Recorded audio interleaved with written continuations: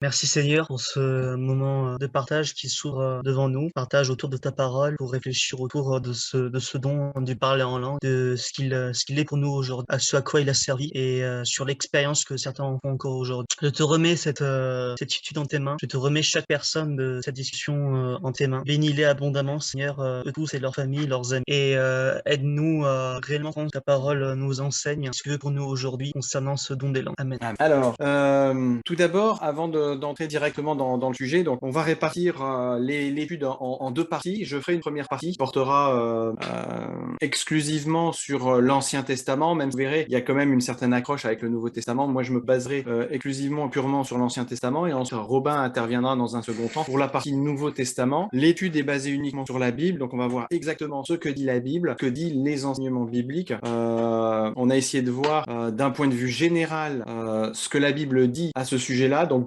moi je vais remonter un peu le temps, hein, on va remonter un peu le temps, vous allez voir, on vient très très loin, comprendre ce phénomène avant d'en arriver à la partie qui nous concerne et que Robin va aborder. Voilà, donc besoin. Voilà. Alors, en ce qui me concerne, je vais attaquer donc avec l'Ancien Testament et je vais me servir principalement, pour commencer, de cette parole qu'on peut lire dans Jean. Alors, je suis désolé, je parle de l'Ancien Testament, mais je lis avec Jean, et on peut lire dans Jean 1 qu'au commencement était la parole était avec Dieu, et la parole était Dieu. Vous connaissez tous ce passage, hein. Je vais pas lire jusqu'au verset 14, hein, mais vous pouvez relire Jean 1 à 14, hein, la parole a été faite chair, elle a été par nous, etc. etc. On peut voir au travers de ce texte que Dieu réalise tout au travers de la parole, elle est à l'origine de tout. Mais le péché arrivant sur notre planète, cette parole de Dieu, elle a été perdue. Pendant longtemps, on s'aperçoit que Dieu a continué à parler directement à ceux qui lui sont restés fidèles depuis Adam. Mais vraiment un dialogue réel, comme vous et moi on parle ensemble. On le voit notamment avec les patriarches qui parlaient directement avec Dieu. En revanche, plus le temps s'est écoulé, plus la communication entre Dieu et les hommes s'est effilochée. En fait, plus l'homme s'éloigne de Dieu, plus il perd le son de sa voix. Alors, de ce constat, on va commencer avec l'origine des langues. Si vous prenez Genèse 11, 1 à 9, on se rend compte que les hommes se rassemblent à Shinéar, ne voulant pas être dispersés sur terre. C'est une décision qu'ils prennent qui est claire à la volonté de Dieu, hein, qu'il avait donné comme mission à Adam et Ève, ainsi qu'à leurs descendants, de se multiplier et de remplir la terre. Vous voyez dans Genèse 28. Petite parenthèse, Shinéar, c'est la région fertile, une région fertile et riche, d'où la totalité des civilisations sont issues, dont celle de Babylone. On se rend compte dans Genèse 10, donc juste avant l'épisode de Shinéar, que les hommes en question sont la descendance de Cham. Cham, c'est un des fils de Noé qui a rejeté Dieu, et Noé, fait une malédiction prophétique concernant ce qu'il va se passer au travers de ses descendants. Ses enfants et ses petits-enfants ne sont pas maudits, mais ce qui va se passer amène la malédiction. Cette descendance, donc, va rejeter Dieu et la mission confiée de peupler la terre. Il décide alors de fonder les premières cités post-déluge, on le voit dans Genèse 5. La principale d'entre elles, c'est Babel, deviendra la capitale majestueuse de leur nation. La tour monumentale va monter jusqu'au ciel et serait la preuve de leur pouvoir, de leur grandeur. Un vrai pied de nez, si on veut, au voir créateur de vouloir ainsi s'élever jusqu'au ciel, comme voulu le faire en son temps Lucifer. C'est vraiment un rejet total de Dieu et finalement l'adoration pouvoir de la puissance de l'humain. Il est intéressant de noter que cette civilisation a voulu par ses œuvres s'élever jusqu'à Dieu, quand il nous est dit dans Genèse 11 que Dieu est descendu sur la terre pour voir de quoi il retournait, d'où sa décision de confondre leur langage. On peut se douter que Dieu puissant n'a pas besoin de descendre sur terre pour savoir de quoi il s'agit, hein, il sait tout. Mais c'est pour montrer que c'est Dieu qui vient vers nous et nous devons aller vers lui par notre propre puissance ou notre propre gloire. On comprend alors que les langues ont été faites pour apprendre à l'homme que de lui-même ne peut venir à Dieu, que Dieu n'attend pas de nous que nous nous élevions vers lui, que nous nous mettions à son niveau, mais que c'est bien lui descend vers nous, s'abaisse à notre niveau. On peut déjà y voir la notion d'humilité de Dieu qui viendra un jour comme un simple homme sur cette terre en Jésus. Les langues ont donc été instituées en opposition à la notion de bas vers le haut, mais plutôt de haut vers le bas. Ces langues ont une valeur d'enseignement pour l'homme, et je vais rapidement vous dire. Sur votre gauche, c'est l'homme qui essaye de s'élever vers Dieu, et ça, c'est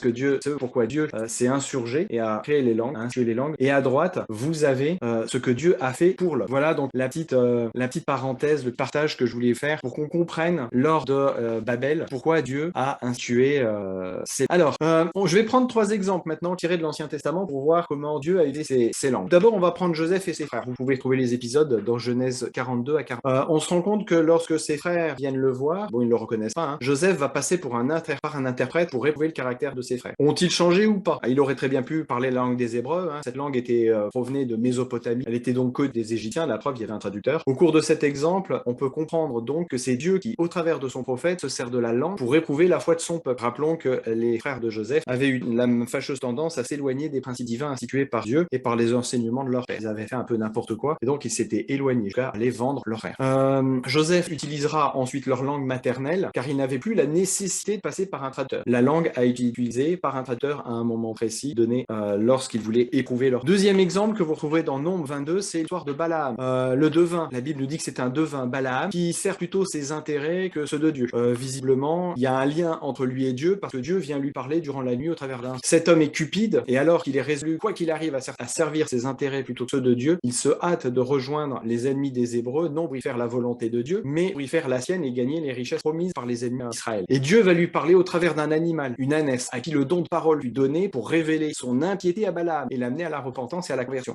On découvrira plus tard que c'est la cupidité qui aura pris le dessus qui va causer ça. Mais vu le contexte, on comprend que l'ânesse n'a parlé l'humain qu'à ce moment précis et qu'ensuite c'était terminé, le message ayant été donné. Rappelons que l'ânesse a été bloquée par un ange. Pourquoi l'ange ne s'est pas manifesté directement à Balaam? Je vais en parler un peu tard. En fait. Dernier exemple, Daniel 5, la main de Dieu. Dans cet exemple, nous découvrons que pour donner un jugement, Dieu va utiliser une langue inconnue que seul le prophète de Dieu peut interpréter. En l'occurrence, le jugement que le roi Belshazzar a été pesé, mesuré, partagé. Voilà, donc dans ces trois petits exemples, on se rend compte que Dieu Tout-Puissant aurait pu communiquer directement avec les personnes concernées. Mais l'usage des langues, de la langue en elle-même, quelle qu'elle soit, que ce soit une langue parlée au travers d'un interprète entre les frères de Joseph et Joseph, que ce soit Balaam avec un animal, une ânesse qui va parler au nom de l'ange de l'Éternel, ou que ce soit Dieu directement au travers d'une écriture qui va être ensuite interprétée par le prophète Daniel, Dieu se sert de cette langue pour avoir un caractère plus puissant, pour transmettre un message plus percutant, quel que soit le message, et que ce dernier vient bien de Dieu. Il est important que les personnes, les spectateurs ou les personnes destinataires de ce message prennent conscience de façon concrète et frappante que le message est divin. Alors maintenant que on a vu ces exemples, les langues, on va parler un peu plus parler en langue dans l'Ancien Testament et voir ce que nous dit l'Ancien Testament à ce sujet, parce que, eh bien, on peut se rendre compte que l'Ancien Testament nous en parle. Tout d'abord, avant de parler en langue à proprement parler, voyons ce que le roi David, dans ses dernières paroles, quelques instants avant de mourir, l'Esprit de l'Éternel parle par moi et sa parole est sur ma langue. Le Dieu d'Israël a parlé, le rocher d'Israël m'a dit, celui qui règne parmi les hommes avec justice, celui qui règne dans la crainte de Dieu, etc., etc. Vous retrouverez ça dans 2 Samuel 23, 2 et 3. Alors là, dans ce texte, on voit clairement que c'est l'Esprit de Dieu qui parle à travers la bouche de David, puisqu'il met sur sa langue ses paroles. À qui sont-elles destinées? À Israël, c'est le peuple de Dieu, et c'est ce peuple à l'époque de David était encore respectueux de Dieu et ses lois. Contrairement aux 3 exemples qu'on a vus juste avant,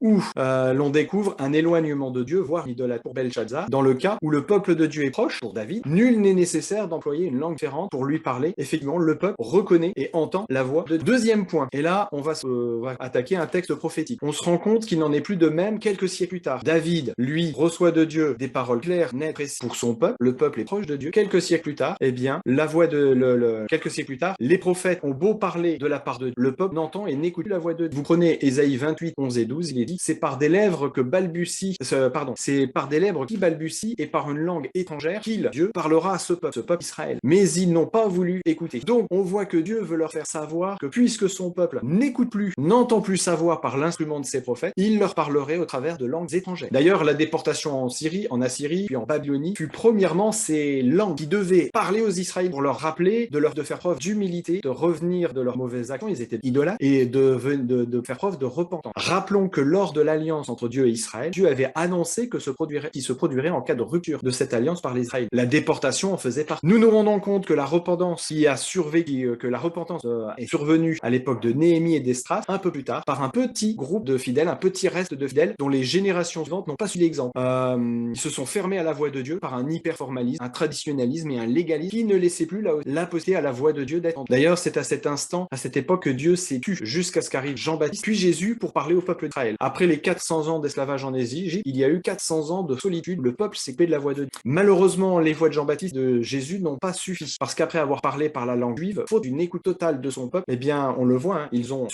crucifié Jésus, ils ont tué Jean-Baptiste. Eh bien, à ce moment-là, Dieu a décidé de continuer à parler à son peuple au travers de langues étrangères afin de leur faire encore entendre sa voix et ses lois. Et là, on se rend compte que Dieu a une patience et une solitude de sa part envers ce peuple, nous dit la Bible, à la nuque raide, qui venait justement de tuer son propre. Par ces langues étrangères, encore une fois, comme par le passé, Dieu cherche à rapprocher son peuple de lui. Et comme par le passé, ce fut un rejet massif de la nation. Alors là, nous, en tant que chrétiens, on sait que c'est l'Esprit Saint qui donne le don des langues. On le voit dans le Nouveau Testament et Robin va en parler un peu tout à l'heure. Mais qu'est-ce qui nous est dit de l'Ancien Testament? Comment se manifeste l'Esprit afin de comprendre ce don de Nouveau Testament? Parce que l'Esprit Saint est actif dans l'Ancien Testament et on va voir justement comment il s'est manifesté. J'ai pris deux exemples exemples qui sont vraiment flagrants et clairs. Vous pourrez en trouver d'autres. L'une des premières et plus flagrantes manifestations de l'Esprit Saint se déroule dans le désert. Dans le désert où, après s'être plein de la manne et voulant de la viande, le peuple est à deux doigts de se révolter. Alors Dieu demande à Moïse de rassembler les 70 anciens. Vous trouvez ce passage dans Nombre 11 au verset 16. Et il donne à chacun de ces anciens une portion de l'Esprit que Moïse avait reçu. Il faut noter qu'il y a 68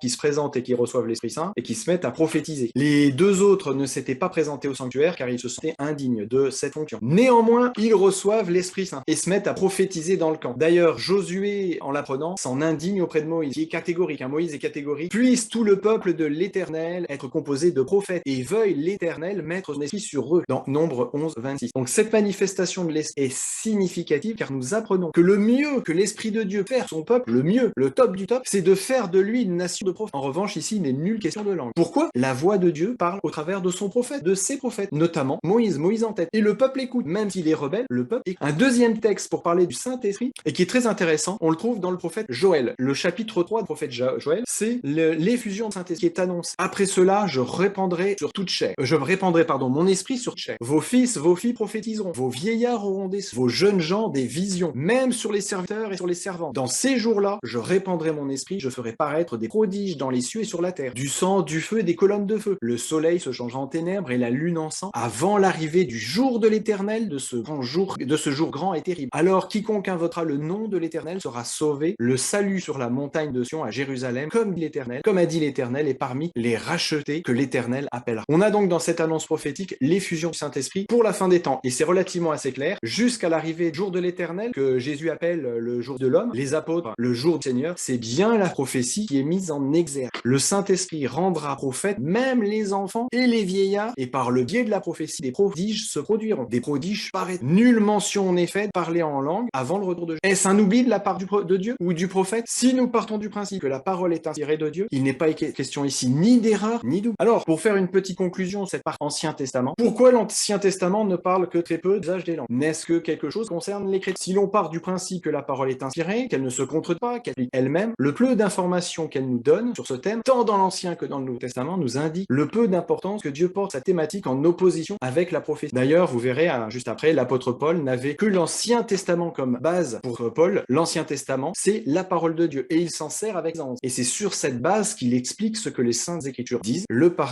parler en langue n'est pas quelque chose de primordial ou de durable, ne servant qu'à un moment précis, avec le plus souvent une notion de jugement. C'est un moyen ponctuel donc que Dieu utilise pour parler à son peuple qui s'est coupé de lui. Et ce n'est pas un moyen de s'élever jusqu'à Dieu au travers d'une langue soi-disant divine, puisque c'est lui-même qui s'y est opposé à Babel. Le salut d'ailleurs nous rappelle cette notion de langue mensongère, car ils ouvrent contre moi une bouche méchante et trompeuse, ils me parlent avec une langue mensongère dans le psaume 109. Il y a aussi un aspect négatif dans les proverbes 25-23. Le vent du nord enfante la pluie, la langue mystérieuse, un visage irrité. Alors pour résumer ce que dit l'Ancien Testament en quelques mots, quelques phrases, les Écritures inspirées de Dieu, cet Ancien Testament utilisé par Jésus, par les apôtres et par Paul, le parler en langue, c'est une façon que Dieu utilise pour parler. Le message transmis est destiné à son peuple, ou une personne ayant été envoyée dans la vérité divine, ou ayant un lien avec. C'est le moyen de dernier recours que Dieu utilise pour amener son peuple à la repentance, sous la forme d'un jugement le plus souvent. Le parler en langue sert à la conversion d'étrangers païens, car si Dieu parle à travers eux à destination de son peuple, c'est aussi pour les amener les autres nations à lui. C'est un médium ponctuel, c'est un médium de faible importance qui a un aspect négatif pour le peuple de juifs, puisque même au travers des langues, il n'écoute pas. C'est aussi un médium utilisé par Dieu avec toujours l'interprétation de personnes choisies par lui pour la compréhension des destinataires, en l'occurrence les prophètes. En revanche, le parler en langue, ce n'est pas une façon que Dieu utilise pour que nous lui parlions ou que nous nous élevions. Ce n'est pas non plus un don qui est transmis à toute personne. Ce n'est pas un médium appelé à durer dans le temps. Ce n'est pas non plus un médium important par rapport à la prophétie. D'ailleurs, l'un est souvent mis en opposition. Ce n'est pas non plus un médium à destination des personnes déjà proches de Dieu, mais au contraire pour celles qui se sont éloignées de lui ou non croyants. Il n'y a pas plusieurs parler en langue, et ce n'est pas un médium qui s'utilise sans interprète. Voilà un peu. Alors Proverbe, c'était Proverbe 25-23, pardon. Voilà un peu ce que nous dit l'Ancien Testament à ce niveau-là. J'ai épluché un peu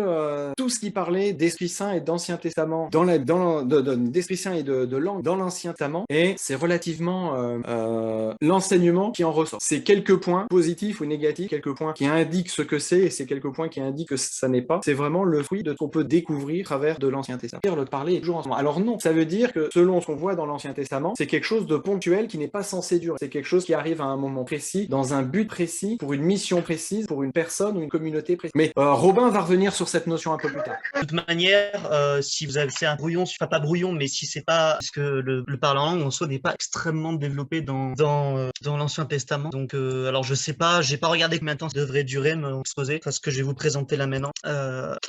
C'est un sujet qui est assez en général difficile à aborder, notamment avec les pentistes. Voilà, alors le but pour ce soir c'est pas d'accuser une communauté ou de cracher sur une communauté en particulier, mais il faut bien comprendre que c'est un thème assez difficile à aborder, puisque très souvent il y a une attache forte dans les milieux charismatiques et sur pentecôtistes à ce don qui est extrêmement mis en valeur, très mis en valeur. On en parlera après avec la Bible. Et ce qui fait que certaines personnes parfois ne contrôlent pas et parfois ça mène lieu à des clashs. D'un côté, on va en avoir dire oui mais vous êtes tous possédés par le diable, et de l'autre côté, d'autres qui vont dire oui mais vous n'êtes pas des vrais chrétiens, ou alors vous n'êtes pas des aussi bons chrétiens que nous puisque nous avons le don des langues. Et c'est bon, alors c'est caricatural ce que je dis, bien évidemment, tous les pentecôtistes ne sont pas comme ça, tous les non-pentecôtistes sont, voilà, c'est caricatural ce que je dis, ça représente pas tout le monde, et mais malheureusement c'est triste réalité. Et ce soir, moi, Manu comme moi, le but c'est de ne pas d'accuser une quelconque communauté, c'est simplement de voir ce que la Bible dit sur le sujet. Voilà. C'est par définir deux points de vocabulaire intense, la glossolalie et la xénoglossie. La glossolalie, quand on parle de glossolalie, la glossolalie c'est une sorte de langue qu'on pourrait apparenter à un charabia incompréhensible.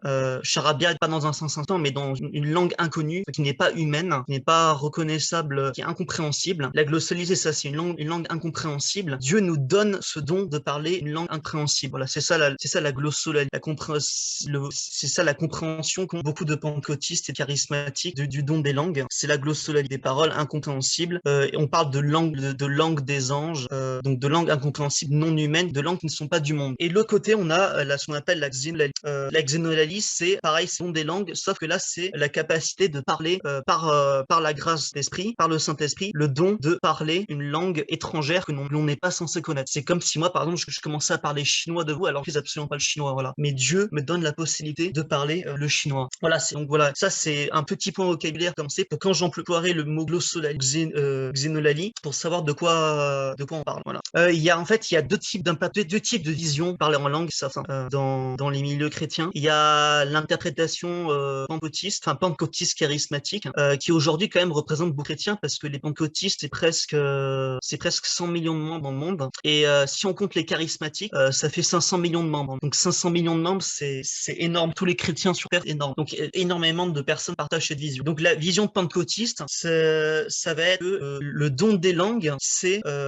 Alors ça peut être effectivement de la xénoglossie, donc le fait de parler une langue étrangère, mais c'est surtout le fait de parler la langue des anges, donc de faire de la glossolalie, de parler la langue des anges, une langue inconnue. Et c'est un don, tout le monde y a accès, tout le monde peut y avoir accès à ce don donné par l'esprit. Et les pentecôtistes vont aller plus loin, parce que les pentecôtistes, eux, vont affirmer que non seulement tout le monde y a accès, mais que se parler des langues, cette langue des anges, est le signe baptême du Saint-Esprit. Et donc, par définition, vous ne pouvez pas prétendre avoir le baptême du Saint-Esprit, être baptisé du Saint-Esprit, si vous n'avez pas le parler en langue. Voilà. On reviendra sur tout ça après, au fur et à mesure de l'étude. Et on a la deuxième branche, qu'on appelle la deuxième interprétation, qu'on appelle les vieux évangéliques, et c'est l'interprétation même des catholiques, enfin l'interprétation qui a en réalité toujours subsisté. On verra ça après. L'interprétation que j'appelle vieux évangélique traditionnelle, c'est le fait de considérer que le don des langues, c'est un outil d'évangélisation, et que la glossolalie, c'est au mieux, c'est une invention, au pire, c'est une possession démoniaque.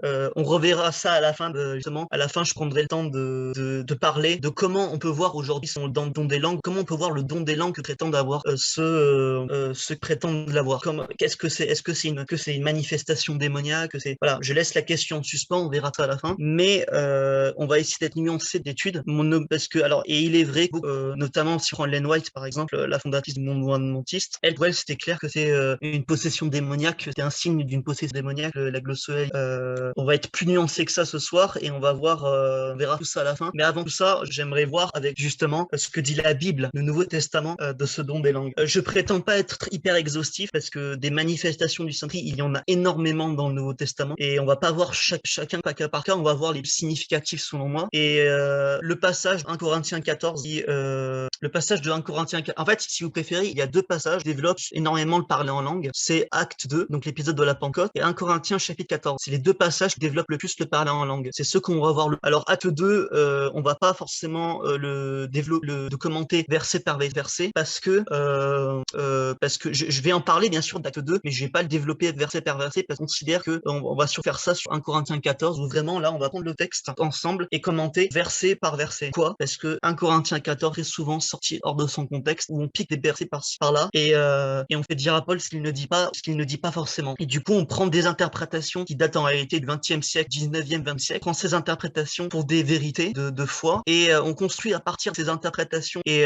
d'expériences personnelles une théologie. Moi c'est pas comme ça que je procède. Pour moi un thème biblique ça ne s'explique pas, ça s'explique d'abord par la Bible dans son entièreté, donc pas des versets qui est par-ci par-là. Ça ne s'explique pas à travers d'une expérience personnelle. D'ailleurs je vais témoigner rater une expérience personnelle sur le parler en langue que tout le monde n'a pas eu. Donc voilà, et faire attention aux témoignages personnels, ça peut être édifiant, mais ne faisons pas passer les expériences et témoignages personnels avant la Bible. Non après autant croire aux apparitions, j'ai envie de vous dire.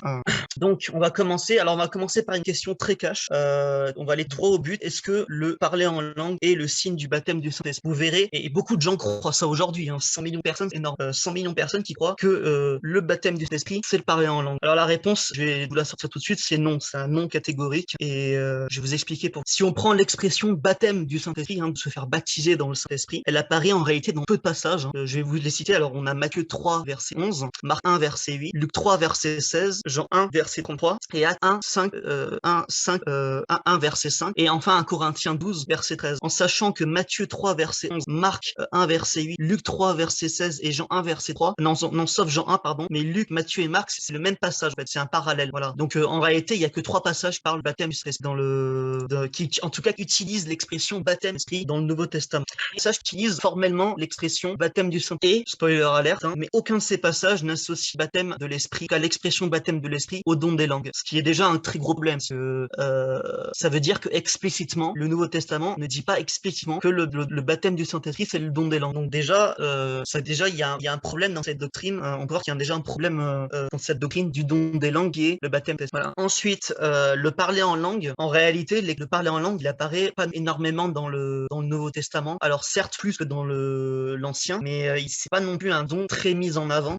Les passages. Alors je vais vous citer les passages. Pareil, je vous les mets dans le chat écrit. Les passages qui font mention parler en langue dans le Nouveau Testament. Regardez, voilà, je vous les mets ici. Voilà. Ça c'est la liste des passages qui mentionnent explicitement le parler en langue. Alors il y en a d'autres. J'ai pas mis 1 Corinthiens 14, mais ça c'est les passages on va dire principaux où il est mentionné don des langues dans le Nouveau Testament. Et quand on regarde en fait de plus près, on se rend compte qu'il n'y a que dans l'histoire de la Pentecôte, donc acte 2, la conversion dans la conversion de Corneille, donc la conversion de Corneille, et dans 1 Corinthiens 12 versets 14 à 28 où le parler en langue est directement associé est associé pas directement mais il est associé de près ou de loin au baptême de l'Esprit. Voilà, c'est et quand je parle de baptême de l'Esprit, je parle pas de l'expression baptême de l'Esprit comme on vient de le voir avant, mais je vous parle de ce qu'on pourrait associer potentiellement au baptême de l'Esprit, c'est-à-dire l'effusion de l'Esprit. Et quand on regarde encore plus près au cas par cas, si on prend par exemple 1 Corinthiens 12, le don des langues, et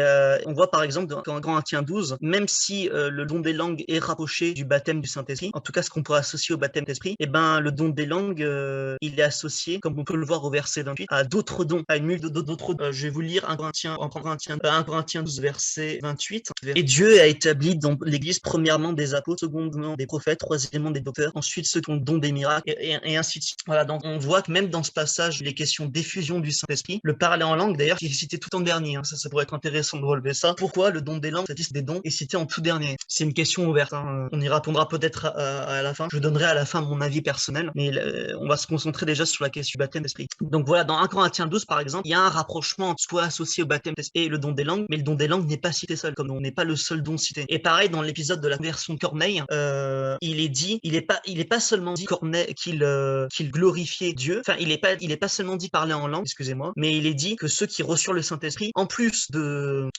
d'avoir le don des langues apparu, ils ont glorifié Dieu. Voilà. Voilà. Donc on voit que le don des langues n'est jamais cité seul. En tout cas, il est très peu cité seul. Et la seule fois qu'il est cité seul, alors je vais quand même vous citer le passage de la conversion de Corneille, c'est acte 10, verset 15-6, où c'est dit clairement que en plus d'avoir le don des langues, glorifier Dieu. Donc voilà, le don des langues ne s'est pas manifesté seul. Et même quand il se manifeste seul, parce que le seul passage où le don des langues se manifeste seul, c'est dans acte 2, verset 16. Enfin, dans acte 2, tout l'épisode de la Pentecôte, c'est le seul passage, clairement, le don des langues se manifeste seul. Et même si on regarde l'explication de Pierre après, donc là, je vous invite à prendre avec moi acte 2, verset 16. Donc si vous prenez acte 2, verset 16, je vais le lire avec. C'est l'explication que, en fait, que Pierre donne sur ce qui vient de se passer, sur ce don des langues qui vient d'apparaître. Voilà, acte 2, verset 16, là, c'est l'homélie de Pierre, hein, l'explication de Pierre sur ça. Et qu'est-ce qu'il dit, Pierre? Il dit, mais c'est ici, et d'ailleurs, Éric l'a cité ce verset, mais c'est ici ce qui a été dit par le prophète Joël. Donc là, ici, prophétie de Joël, qu'on retrouve dans Joël 3, si je ne me trompe pas, Éric a cité tout à l'heure le passage. C'est ici ce qui a été dit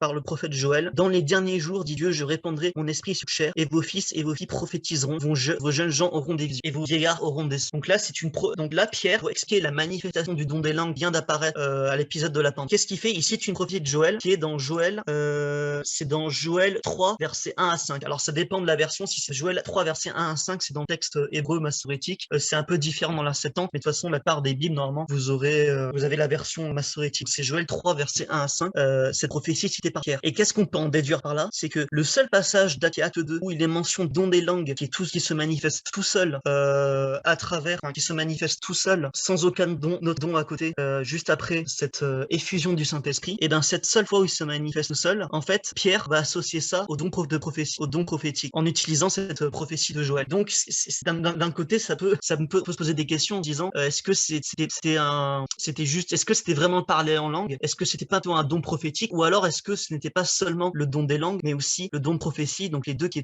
sont apparus à ce moment-là. Donc, même là, c'est discutable. Dans ce passage, le fait que ça soit seulement le don des langues qui apparaît, c'est discutable. On revoit la petite Joël qui est citée. Voilà. Donc, pour résumer dans ce que je viens d'expliquer, sur les trois passages sur les trois passages qu'on vient de voir, le don des langues, et soit il apparaît avec un autre don ou avec un autre élément, soit quand il apparaît seul, il apparaît pas vraiment tout seul en réalité. On analyse les prophéties citées. Quand on regarde Acte 19, verset 6, il faut remarquer en plus que non seulement le parler en langue, il est cité avec le don du Saint-Esprit, mais parce que la question aussi, c'est est-ce qu'on considère que l'effusion du Saint-Esprit, c'est le baptême du Saint-Esprit? Ça, c'est une grosse question. Parce qu'on a vu que le mot baptême du Saint-Esprit, l'expression baptême du Saint-Esprit, n'apparaît que 3 fois dans le Nouveau Testament. Donc, est-ce qu'on peut considérer l'effusion du Saint-Esprit comme le baptême du Saint-Esprit? Je pense que oui, on peut considérer ça comme un baptême du Saint-Esprit. Et si on prend Acte 19, verset 6, le parler en langue, cet exemple, il est cité, hein, donc il apparaît, mais il apparaît, d'ailleurs, c'est un passage très souvent utilisé pour montrer que, effectivement, regardez, il y a une version, il y a eu un baptême du Saint-Esprit, et il y a eu le don des langues qui s'est manifesté. Très bien, je remettrai pas ça en question. Par contre, si on considère l'effusion du Saint-Esprit telle qu'elle est présente dans Acte 19, verset 6, comme étant un baptême du Saint-Esprit, il faut faire pareil avec toutes les autres effusions du Saint-Esprit dans tout le Nouveau Testament. Et là, alors, je vais pas prendre toutes les effusions du Saint-Esprit parce qu'il y en a énormément, et je vais prendre quelques exemples. On a Acte 4, par exemple, où on nous dit qu'ils sont remplis du Saint-Esprit. On nous dit qu'ils sont remplis du Saint-Esprit. Donc, il y a une effusion du Saint-Esprit. Et pourtant, il n'y a pas de parler en langue, pas de don des langues qui apparaissent. Dans Acte, au chapitre 7, pareil, c'est l'épisode de la mort d'Étienne, Acte chapitre 7. Étienne, juste avant, donc il s'est fait lapider, hein, et juste avant qu'il meure, le texte nous dit qu'il était rempli du Saint-Esprit. Donc, encore une fois, une effusion du Saint-Esprit. Et lors de cette effusion du Saint-Esprit, on nous parle absolument pas de parler en langue, de don des langues. Par contre, on nous dit qu'il a eu une vision où il a vu Jésus à la droite de Dieu. Mais absolument, on ne parle absolument pas de parler en langue ici. Donc, encore une fois, ça, c'est encore plus un exemple qui nous montre qu'il peut y avoir une effusion du Saint-Esprit, sans parler en langue. Encore un autre exemple, Acte 8, verset 17. Là, c'est encore mieux, hein, puisque les disciples, ils imposent les mains.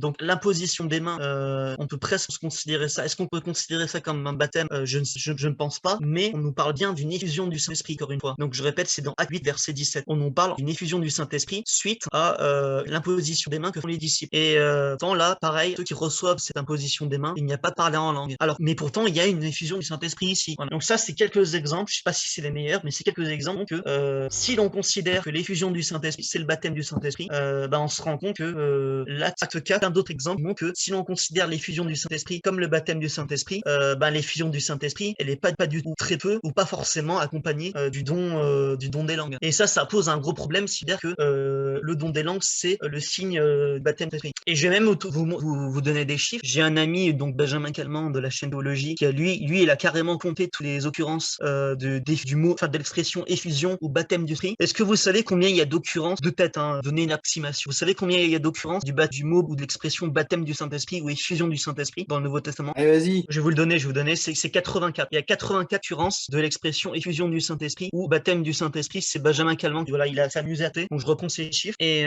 sur ces, allez, et là par contre c'est là où ça va être intéressant. Vous avez la question pour voir vous essayer de deviner sur ces 84 occurrences de l'effusion du Saint-Esprit ou baptême du Saint-Esprit. À votre avis, il y a combien d'occurrences il y en a combien parmi ces 84 occurrences où l'effusion ou le baptême du Saint-Esprit est associé de près ou de loin au don des langues? Sur 84 occurrences, il y a combien de fois il y a le parler en langue? Tu es prêt? Juste c'est 7 occurrences. Voilà, 7. Voilà, donc c'est-à-dire que et c'est là que c'est problématique, c'est considérer que l'effusion, le baptême du Saint-Esprit se manifeste obligatoirement par le don des langues. En tout cas, le Nouveau Testament dit pas du tout, parce que sur 84 occurrences, seulement 7, c'est ridicule, c'est ridicule. Et si on compare par exemple au don de prophétie, à votre avis, c'est combien le don de prophétie dans le Nouveau Testament? Sur les 84 occurrences, il est présent combien de fois le don? Un douzième, hein, un douzième, donc c'est pas énorme. Voilà, pour le don de prophétie, je vais vous donner la réponse, c'est 17 fois. Donc c'est 17 fois sur 84. Et donc pareil, même le don de prophétie est bien plus présent que le don des langues. Plus de 2 fois présent, c'est énorme. Et pareil pour 14 fois où il ne se passe rien de visible, aucun miracle visible. Voilà, donc si vous préférez, sur les effusions du Saint-Esprit ou du baptême du Saint-Esprit dans le Nouveau Testament, il y a plus rien qui se passe de visible que le don des langues. C'est fort quand même. Donc ça montre que finalement le baptême du Saint-Esprit ne se manifeste pas forcément par un miracle visible. Et c'est très clair. On va voir ça à la fin. Je reviendrai sur ça juste après. Sur est-ce que ça se manifeste forcément par des dons, par des dons ou des manifestations? Est-ce que le Saint-Esprit se manifeste forcément par des miracles, par des choses visibles? Absolument pas. Et un des passages qui montre ça de façon très claire, c'est Galates 5. C'est les fruits de l'esprit. Et les fruits de l'esprit, si c'est pas un des 6 baptêmes du Saint-Esprit, je sais pas ce que c'est. Enfin voilà. Donc si on devait dire à la limite, il y avait un signe en particulier du baptême du Saint-Esprit, ça serait plus les fruits de l'esprit de Galates 5. Les fruits de l'esprit de Galates 5. Alors je vais prendre Galates 5. Par contre, j'ai pas relevé le passage. De toute façon, vous le connaissez par cœur. 22-23. Voilà, 22-23. Galates 5, 22-23. Mais le fruit de l'esprit. En fait, c'est là que c'est intéressant. On nous parle pas des fruits de l'esprit. On nous parle du fruit de l'esprit. Le fruit de l'esprit. Et ça, c'est très intéressant. Je vais vous le lire. Le fruit de l'esprit, c'est l'amour, la joie, la paix, la patience, la bonté, la bénignité, la fidélité, la douceur, la pérance. La loi n'est pas contre ces choses. Et donc, c'est ça. Si on devait dire encore qu'il y avait un signe du baptême du Saint-Esprit, ça serait plus le fruit de l'esprit présent dans le Galates 5. Ça serait plus ça que le don des langues qui n'apparaît que 7 fois sur 84 occurrences. Voilà. C'est aussi simple que ça. Pareil, si je devais encore aller loin, dans 1 Corinthiens 12, verset 11, Paul, il nous montre très bien, et c'est très clair, que le don des langues ne se manifeste pas. C'est très clair dans ce passage. Je vois pas comment on peut tester ce passage. 1 Corinthiens 12, verset 11, je vais vous le lire. Je vais le dire. Un seul et même esprit opère toutes ces choses, les distribuant à chacun en particulier comme il veut. Mais comme le corps est un et a plusieurs membres, et comme tous les membres du corps... Alors attendez, j'ai remonté plus haut parce que je crois que j'ai zappé le début. On va prendre au verset 4. 1 Corinthiens 12, verset 4. Or, il y a diversité de dons, mais le même esprit, diversité de ministères, mais le même Seigneur, diversité d'opérations, mais le même Dieu Père tout entier. Il y avait diversité de dons, mais le même esprit.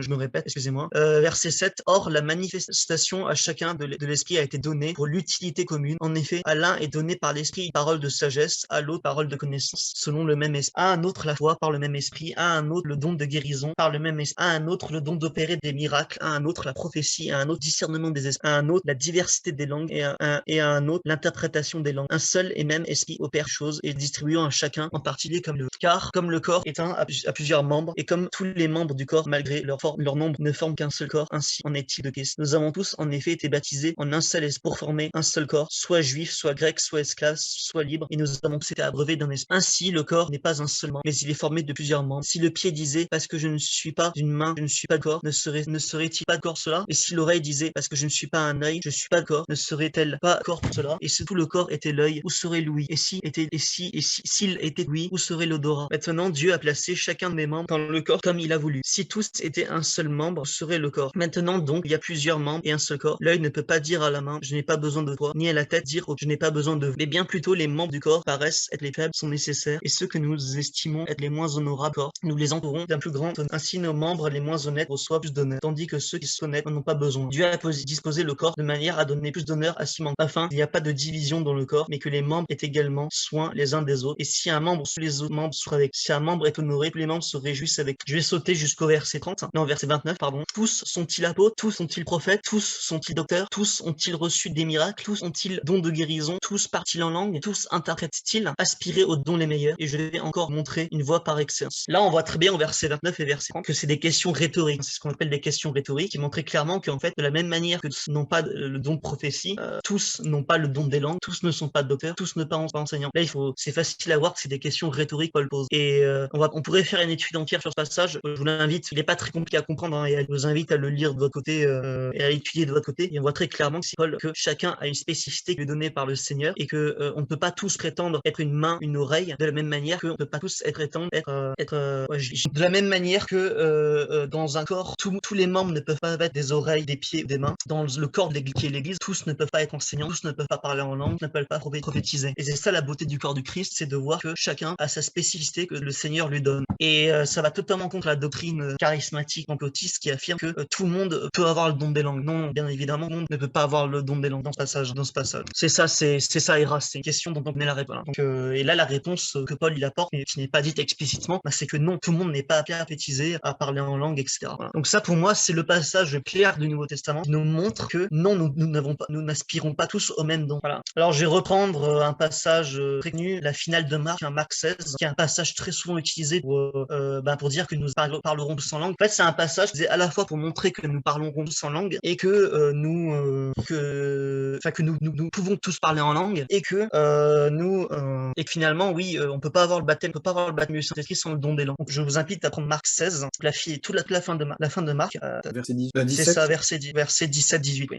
Donc, en sachant que verset 16, il est question du baptême juste avant. Verset 17. Voici les miracles qui accompagneront ceux qui auront. En mon nom, ils chasseront des démons, ils parleront de nouvelles langues, ils saisiront des serpents. S'ils boivent quelques breuvages mortels, il ne leur fera point de mal. Ils imposeront les mains aux malades et les malades seront guéris. Voilà. Et ce passage, effectivement, si on l'interprète littéralement, on peut comprendre que tout le monde parlera en langue. Le gros problème de ce passage, déjà, je sais pas si, alors loin de moi l'idée de remettre en question l'authenticité de la Bible, mais Marc 16, c'est peut-être le passage le plus contestable dans la Bible, au sens que tout le monde, qu'il y a un très gros débat très longtemps qui dure encore aujourd'hui. Les chercheurs n'arrivent pas. Vous aurez des chercheurs penchés vers l'inauthenticité de ce passage, vont vous montrer que ce passage est un ajout tardif. D'autres, au contraire, vont vous expliquer que non, ce passage est d'authentique. Et en fait, c'est vraiment le passage dont l'authenticité est la plus discutée et débattue dans le Nouveau Testament. Donc déjà, il faut se rendre compte que utiliser ce passage, dire que tout le monde parle en langue, c'est utiliser un passage contestable, parce que si ce passage n'est pas authentique, cette doctrine tombe en lambeaux, quoi. Mais même, on va partir de l'hypothèse que ce passage est authentique. Partons du principe que ce passage est incontestablement authentique. On va dire qu'il y a trois interprétations de ce. Alors quoi, je vais pas développer pourquoi il serait pas authentique, mais globalement, pour faire simple, il apparaît pas dans les manuscrits les plus anciens, ce passage de Marc. Et encore une fois, moi je ne me prononce pas sur cette question. C'est-à-dire que des chercheurs vont dire qu'il est authentique, d'autres vont dire qu'il est authentique, mais d'autres ne vont pas se faire, en fait. Et en réalité, ce passage, on n'a aucun moyen de dire qu'il est réellement authentique ou non. Mais un des éléments quand je vers l'inauthenticité de ce passage, du chapitre 16 de Marc, il n'est pas présent dans les plus anciens manuscrits.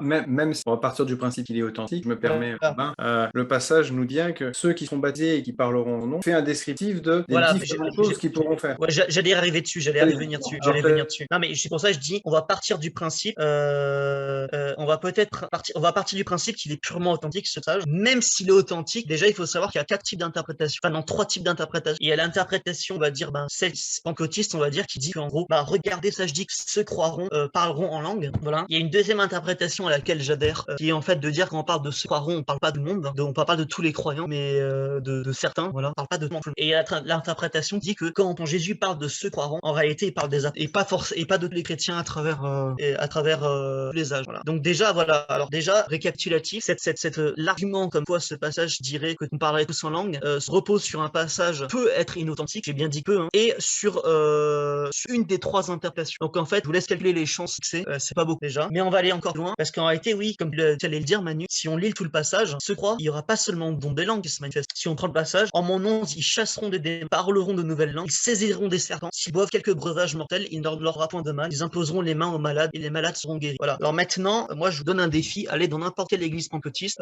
et faites boire un breuvage au pasteur, mortel au pasteur. On verra s'il a la foi et s'il survit. On verra. Mais en tout cas, si on prend ce passage littéralement, il devrait survivre. Alors moi je le dirais pas comme ça. Oui, alors c'est un peu provocateur. Si on part du principe que le baptême amène le parler en langue, ça amène aussi les autres choses. Donc les personnes remplies remplis du Saint-Esprit parlent en langue, doivent aussi chasser des démons, doivent aussi saisir des serpents, boire des breuvages mortels, imposer les mains aux malades et les guérir. Oui, c'est ça, oui. Et le truc, c'est que pourquoi aujourd'hui, quand on regarde, parce que les églises pentecôtistes aiment beaucoup ce passage et le mettent souvent en avant, pourquoi c'est uniquement le don des langues qui est mis en avant par ces dons, tous les autres dons-là? Alors que pourtant, le fait de boire des breuvages mortels et saisir des serpents, c'est même plus impressionnant que le parler des langues inconnues. Pourquoi? Moi, ma réponse, je vais paraître méchant, mais en fait, c'est le seul don parmi ceux-là. Voilà. Parce que autant on peut faire semblant de parler une langue inconnue, faire semblant de boire un breuvage mortel, difficile à imiter. Voilà. Donc voilà, on voit que ce passage, finalement, l'interprétation pentecôtiste, entre guillemets, repose sur un passage potentiellement inauthentique, qui en plus, ça repose sur une des trois interprétations. Et en plus de ça, si on prend l'interprétation pentecôtiste, il n'y a pas seulement le don des langues devrait se manifester, mais le fait de boire des breuvages mortels et d'y survivre, etc. Et donc là, c'est là qu'on voit que ce passage ne peut certainement pas être utilisé pour dire tout le monde doit parler. Voilà, c'est une petite, voilà, j'utilise ce passage parce que c'est un passage très souvent mis en avant et en réalité, c'est le seul qui pourrait laisser croire quand le regarde de manière superficielle, c'est le seul qui pourrait laisser entendre que donc doit parler en langue. En fait, ce qu'on peut comprendre de ce passage, c'est qu'il enseigne simplement que lorsqu'on est baptisé du Saint-Esprit, on sera amené à faire des choses rendre sa gloire. Et Jésus fait un florilège non exhaustif de ce qui peut être fait. Mais en rien, il ne vous ferait tout ça. Voilà ce qui compte. Voilà ce qui... c'est ça. Donc, moi, ça me paraît en cas assez risqué.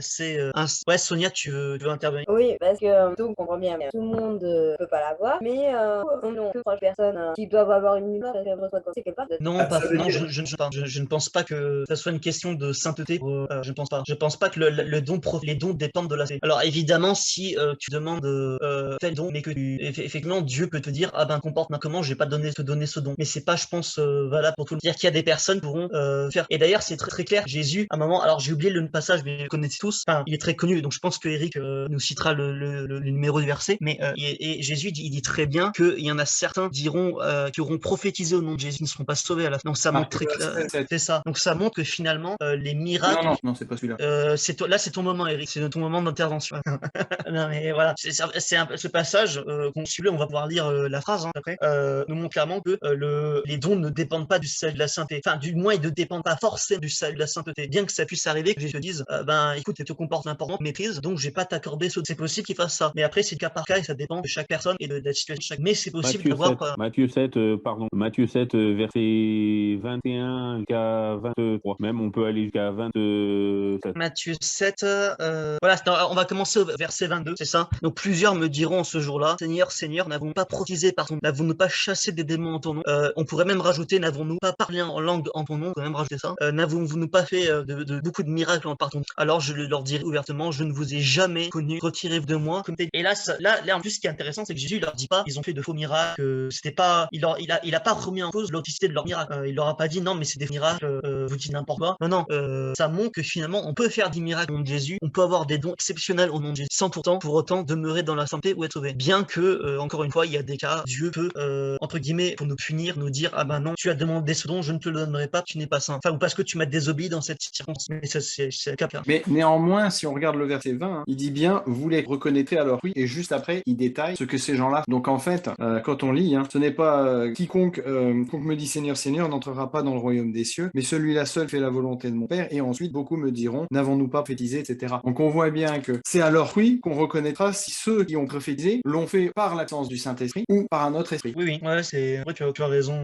Les dons ne dépendent pas directement de la sainteté. Et d'ailleurs, c'est pas ce à quoi Jésus nous appelle pas à être dans une performance de dons. On doit récolter le plus de dons possible pour être sauvé. Sinon, ça serait un par les œuvres, d'une démarche de salut par les œuvres, et ça serait en contradiction avec ce que Dieu nous offre. Voilà. J'ai passé beaucoup d'églises, notamment les adventistes, réduisent le don des langues uniquement à un outil d'évangélisation. Moi, c'est faux. Alors oui, si on prend acte 2, l'épisode de la Pentecôte, c'est vrai qu'on peut considérer que là, le don des langues est finalement est un certain outil d'évangélisation à travers finalement ce don des langues qui est une sorte de prophétie. On peut considérer qu'ici c'est une sorte d'évangélisation et un outil d'évangélisation, on parlait dans l'épisode d'acte 2, mais quand on regarde d'autres cas, c'est pas forcément le cas. Et on voit que le don des langues n'est pas réduit à un simple outil d'évangélisation. Je reprends les passages qu'on a vu tout à l'heure. Si on prend par exemple la conversion de Corneille, là le don des langues, il apparaît pas comme un outil d'évangélisation, il apparaît comme manifestation du Saint-Esprit. Voilà.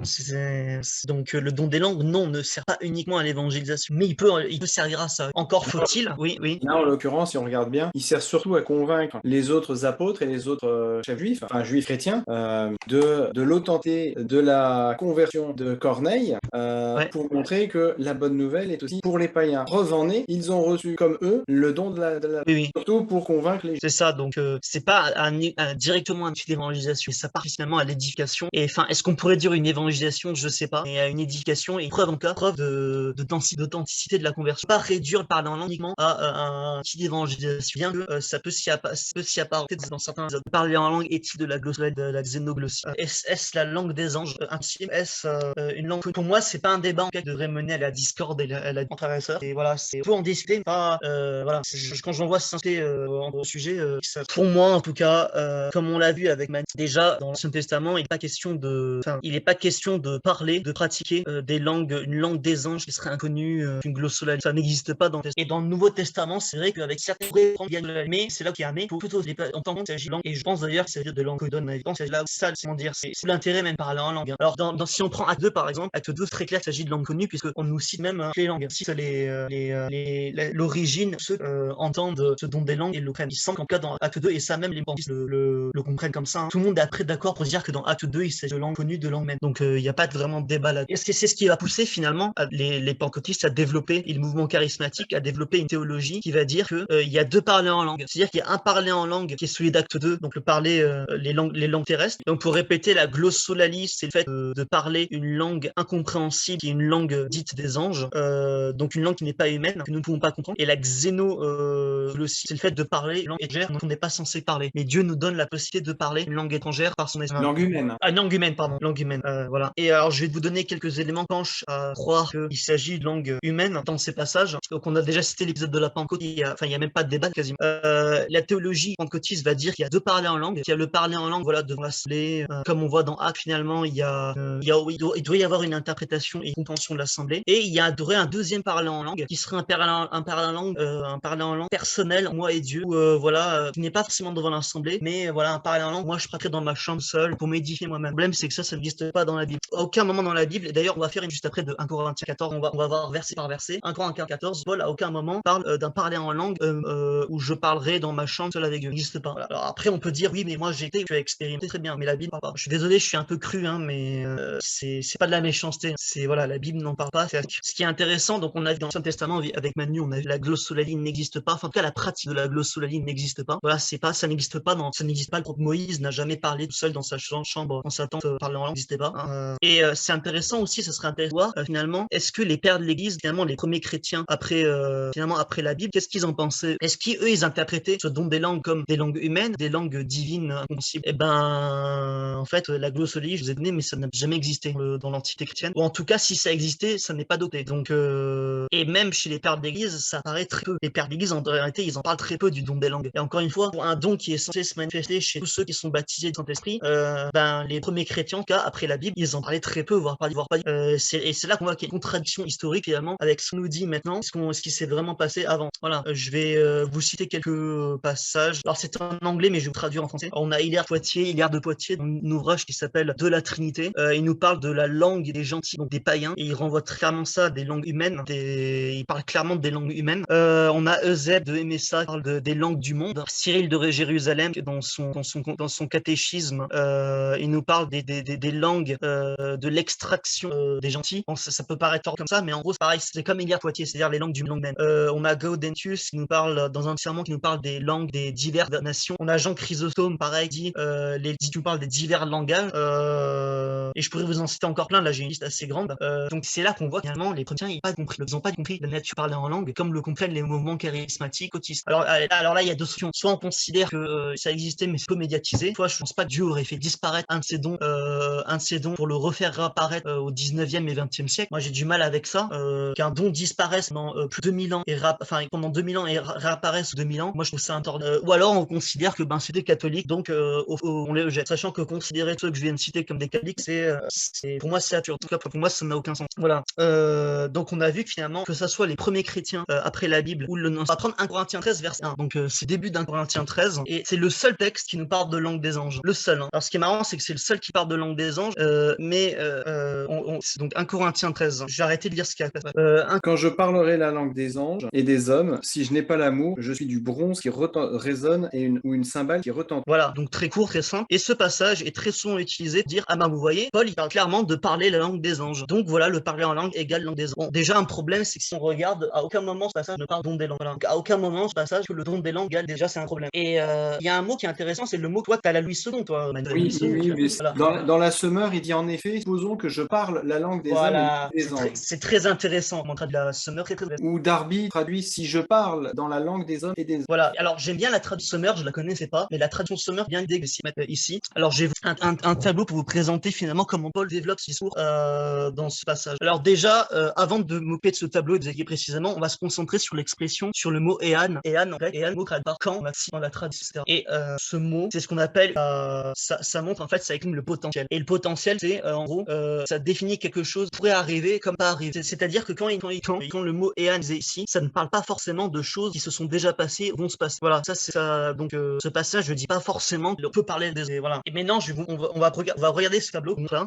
Alors là, vous avez un découpage de versets. Alors, en sachant que je précise, moi par exemple, quand je regardais mon interlinéaire en grec, ça me mettait. Alors c'est pas l'interlinéaire papier, c'est l'interlinéaire. Voilà, ouais, ça, je vais l'expliquer, Eric. C'est mon interlinéaire traduit un peu à la manière. Ça traduit pas par quand, par si, ça traduit par dans le cas où je parlerai de la langue des anges, de la langue des. Voilà, c'est intéressant finalement comment c'est traduit. Et donc là, vous avez sur ce tableau là le découpage assez intéressant qui explique pour moi le développement que Paul cite. Alors on a la première partie, c'est l'hypothèse. Donc Paul fait une hypothèse est probable, mais pas forcément qu'il y ait une chose qui va arriver à tout, qui va lui arriver, qui va arriver à tout le monde. Voilà. Donc donc là c'est en anglais, mais si je parle la langue des hommes, ça c'est l'hypothèse. Et ensuite on a l'hyperbole. L'hyperbole, je sais pas ce que c'est une hyperbole dans le langage, enfin c'est une figure de style qui exprime en gros j'admets Lorenzo. L'hyperbole c'est une figure de style qui exprime une exagération. Voilà, une exagération donc de quelque chose qui n'existe pas forcément. Enfin qui n'existe pas forcément dans le sens là. Alors je pense que la langue des anges existe, non? Mais là Paul, encore il est vraiment dans une hyperbole finalement de parler la langue des anges. Et quand on regarde la suite,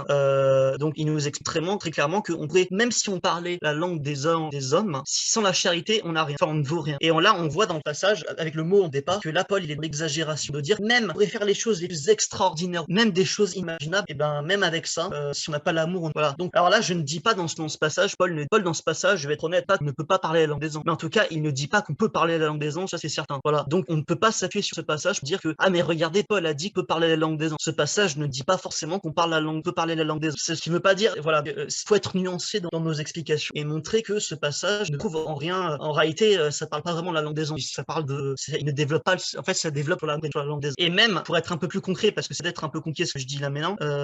Si on lit la suite, donc 1 Corinthiens 13, et parce que la suite nous montre clairement que Paul est dans l'hyperbole et dans l'exagération. Alors 1 Corinthiens 13, est-ce que je l'ai pas sur 13, hein, voilà. Ah voilà, c'est ça. Donc verset. Et quand j'aurai le don de prophétie. Donc là, vous voyez, don de prophétie, on est dans l'hypothèse. Et ensuite, on bascule dans l'hyperbole, la science, les mystères et toute la connaissance. Voilà. Dans la Summer, c'est pareil. Supposons que j'ai le don de prophétie, que je comprenne tous les mystères et que je possède la connaissance. C'est ça. Même que j'ai dans toute la plénitude de la foi qui peut transporter des montagnes. C'est ça, voilà. Et là, dans le verset 2, on nous montre, là, on voit clairement, là, c'est très clair qu'on voit l'hypothèse. Donc, quand je parlerai le don de prophétie, l'hypothèse. Et juste après, on a l'hyperbole, l'exagération. Honnêtement, on va être honnête, hein, si on admet qu'on peut parler la langue des anges dans le verset 1, il faut suivre le même schéma dans le verset 2 et dire qu'on peut avoir la science, les mystères et que la connaissance. Si vous connaissez une personne, là, je veux bien la rentrer. Donc là, il nous montrait clairement que oui, on ne peut pas avoir la science, on ne peut pas avoir la science de tous les mystères et que la connaissance, c'est très clair. Donc là, il nous montre très bien au verset 2 qu'il est dans l'exagération et dans l'hyperbole. Voilà, c'est très clair. Donc ce passage ne dit encore moins que le parler en langue, c'est la langue des anges. Voilà, c'est assez clair et c'est pas très compliqué à comprendre. Pour enfoncer tout son mauvais jeu de mots, si on prend 1 Corinthiens 14, on va aller après plus en profondeur, mais quand on regarde 1 Corinthiens 14, verset 10, on nous parle de la variété des langues dans le monde. Encore une fois, là, il nous parle des langues il ne parle pas de la langue des anges, il nous parle des langues dans le monde. Donc là, ceci, quand il parle du don des langues, il parle des langues dans le monde. Et ça, on reviendra là. Là, juste après, on va étudier, juste maintenant, là, on va voir 1 Corinthiens 14, on va l'étudier verset par verset. Et on reviendra sur ça, ne vous inquiétez pas. Mais 1 Corinthiens 14, verset 10, ça très bien, ça parle des langues du monde et pas de la langue des anges, langue inconnue. Voilà. Donc maintenant, il nous reste plus que 2 étapes. Hein. Pour vous dire où on en est dans l'étude, il nous reste 2 étapes. On va étudier 1 Corinthiens 14, verset par verset. Alors, pas tous les versets, parce qu'il y en a parle pas du parler en langue, mais on va étudier les versets par verset, au moins ou la majorité du chapitre pour bien qu'on puisse voir la signification de certaines expressions que Paul utilise. Et après, on finira par chose d'un moins biblique, entre guillemets, mais une réflexion finalement, comment on peut interpréter aujourd'hui le don des langues présenté dans les églises francophones. Ouais, alors déjà, si vous voyez le titre, là, parce que je suis sur la Bible à noter, mais si vous voyez déjà le titre annonce très clairement à quoi le sujet. Le titre, c'est La prophétie est préférable au don des langues. Voilà, bon là c'est très clair déjà, car Paul, début, il explique don de est bien préférable, et c'est le don le plus préférable. Voilà. Il va revenir là-dessus en carrément hiérarchie, en expliquant que c'est préférable. C'est ce qu'on avait déjà vu dans l'Ancien Testament. Voilà, c'est en fait c'est en continuité avec l'Ancien Testament exactement. Voilà. Alors le verset 2 se trouve très souvent un passage hors texte, et ça c'est une catastrophe parce que ça mène à des développements théologiques et mène à ce Paul.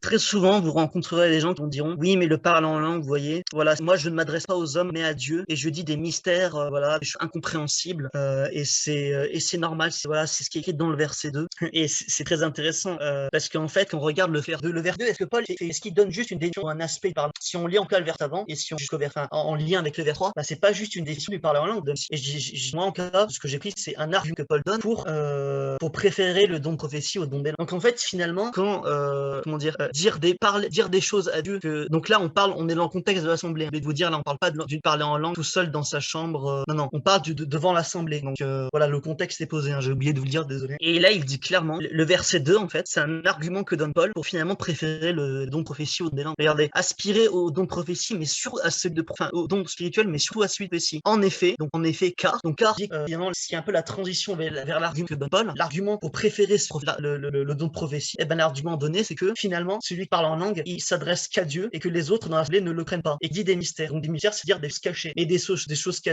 cachées aux oreilles des autres dans l'assemblée. Voilà, donc c'est en fait le verset 2 c'est pas un verset à sortir de son texte pour dire voilà quand je pratique le parler en langue, voilà le verset 2 et c'est très bien que c'est des choses cachées, je parle uniquement à Dieu. Oui c'est très bien, sauf que Paul, ce verset 2 là, c'est caractéristique que donne Paul au verset 2, c'est un argument pour préférer le don de prophétie au don des langues. Voilà, c'est que finalement c'est là que nous montre Paul et il va le développer, verset 3, celui qui prophétise au contraire, donc là on a le parallèle fait, la comparaison fait en don des langues ici, celui qui prophétise au contraire parle aux hommes, les exhorte, les console, celui qui parle en langue c'est lui-même, celui qui prophétise édifie les. Donc là on a très clairement ce parallèle en don de prophétie et des langues. Verset 2 on a le premier donné pour montrer que finalement le don des langues est entre guillemets moins bien, en tout cas le don qui est préférable au don des langues. Et là verset 3 il nous dit au contraire que celui qui prophétise, pourquoi le don de prophétie est préférable au des langues, parce que justement celui qui prophétise parle aux hommes en plus de Dieu, enfin je pense Paul entend aux hommes en plus de Dieu, je pense pas que ce prophétie s'adresse, je pense qu'il y a une relation qui est faite avec Dieu, donc la prophétie c'est pas, elle vient de Dieu, n'est pas détachée de Dieu, de la communion avec Dieu quand il donc celui qui prophétise au contraire parle aux hommes et les exhorte, les console. Celui qui parle en langue c'est lui-même qui édifie les. Et là verset 4 c'est sortir en contexte, dire mais regardez que je parle en langue, je m'édifie moi-même. Donc c'est très bien au final, on peut se dire mais c'est très bien, moi je m'édifie moi-même, Dieu va pas nous interdire de nous édifier nous-mêmes, effectivement, sauf que le problème c'est que Paul nous explique clairement que prophétiser est préférable à parler en langue, parce que prophétiser qu'on édifie les autres, c'est pas un don uniquement tourné vers nous, mais c'est un don tourné vers les autres, et je pense qu'il est tourné vers nous, parce que celui qui prophétise, je suis convaincu qu'il n'édifie pas seulement les autres mais qui s'édifie lui-même. Et Paul nous invite, on va voir ça long, nous invite également à ne pas nous édifier nous-mêmes, qui serait finalement rechercher que les dons qui nous édifient nous-mêmes. Ce serait une sorte d'égoïsme. Paul n'utilise pas ce mot, mais je pense que c'est la de Paul ici. Mais Paul ne nous invite pas à être dans un égoïsme où nous allons chercher uniquement les dons qui nous édifient nous-mêmes, mais il nous invite à être finalement dans une volonté d'éducation des autres et de nous-mêmes. Voilà. Donc c'est pour ça que quand les pentecôtistes vont dire oui mais regardez je m'édifie moi-même en parlant en langue, vous pouvez lui répondre la suite du verset qui dit oui mais celui qui prophétise édifie les. Voilà. En sachant que alors on va pas faire un développement sur qu'est-ce que c'est que la prophétie, mais la prophétie c'est pas uniquement les oracles qui annoncent la prophétie, c'est bien plus que ça. La prophétie ça englobe également, ça pourrait englober par la prédication, parce qu'en soi la prophétie quand on regarde dans les dictionnaires théologiques, ça dans des bibles etc., ça englobe